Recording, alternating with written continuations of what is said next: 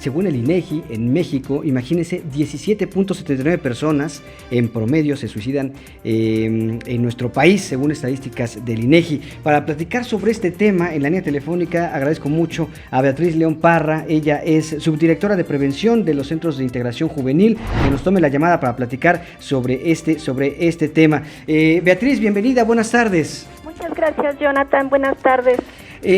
Al contrario, buenas tardes. Oye, Beatriz, a ver, tenemos un serio problema, creo yo, pues no sé si nada más en México, sino en el mundo, porque se han ido incrementando las tasas de suicidio en los jóvenes. No sé si tenga este dato correcto. Sí, claro que sí. El suicidio es la segunda causa de muerte en adolescentes de 12 a 24 años en nuestro país. Más o menos como dijiste al inicio de la entrevista, la tasa de suicidio en México es de 5.2 por cada 100,000 habitantes. Uh-huh. En el mundo, casi 1 millón de personas se suicidan al año. Uh-huh. Y en México, más o menos fueron 7,000 personas las que se suicidan. 7,000. ¿Cuáles son los principales motivos que se han detectado, que se tienen detectados como las causas o las motivaciones que llevan a un joven a quitarse la vida, cuando uno podría pensar, pues uno es joven, uno tiene la vida por delante prácticamente, uno tendría que estar lleno de vida y de mucha alegría, y bueno, pues algunos pues optan por quitarse la vida?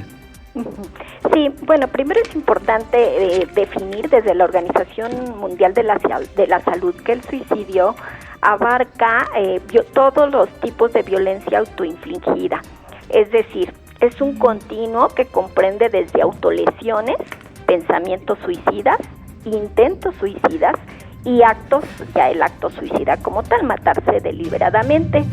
Pero esto por lo general es consecuencia de un trastorno depresivo mayor o de trastornos de ansiedad que ya vienen inclusive desde la infancia.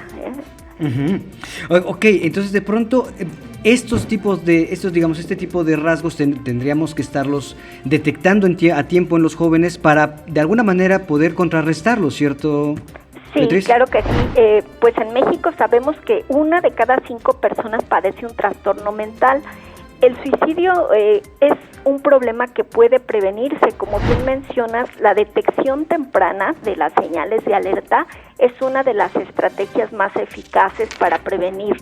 También el diagnóstico, pero por parte de un especialista, y la atención de la salud mental como parte de los derechos de cualquier persona. Oye, Beatriz, pero aquí le hablamos a los papás, a los padres de familia, que ahorita, pues, digamos, a lo mejor el padre de familia de un joven, de un adolescente puede rondar los 40 y algo años.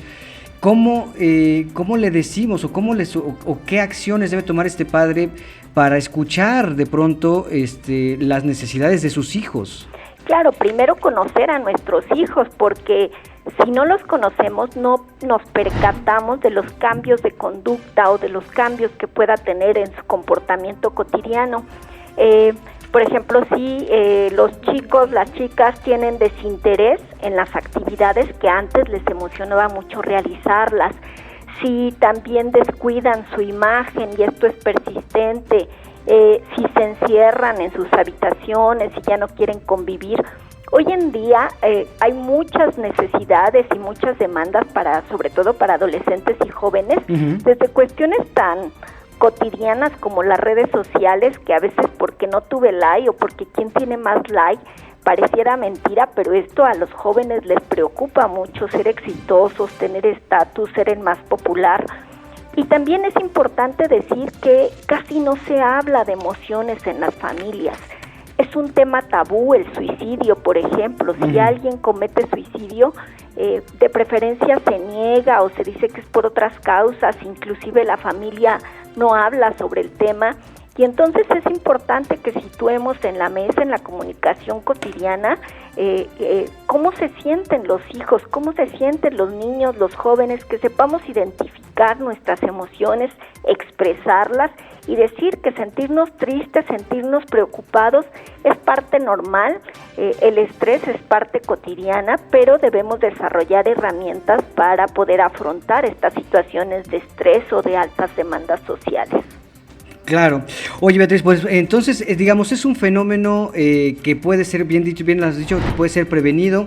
Nada más hay que estar pendientes ahora sí que pendientes de los hijos, pendientes de lo que, pues, de sus acciones y acudir con los especialistas. Y al final de cuentas, como bien dices, dejar que estos temas sean tabú y platicarlos con ellos, porque al final de cuentas, bueno, pues creo que podríamos estarle salvando la vida a muchos jóvenes.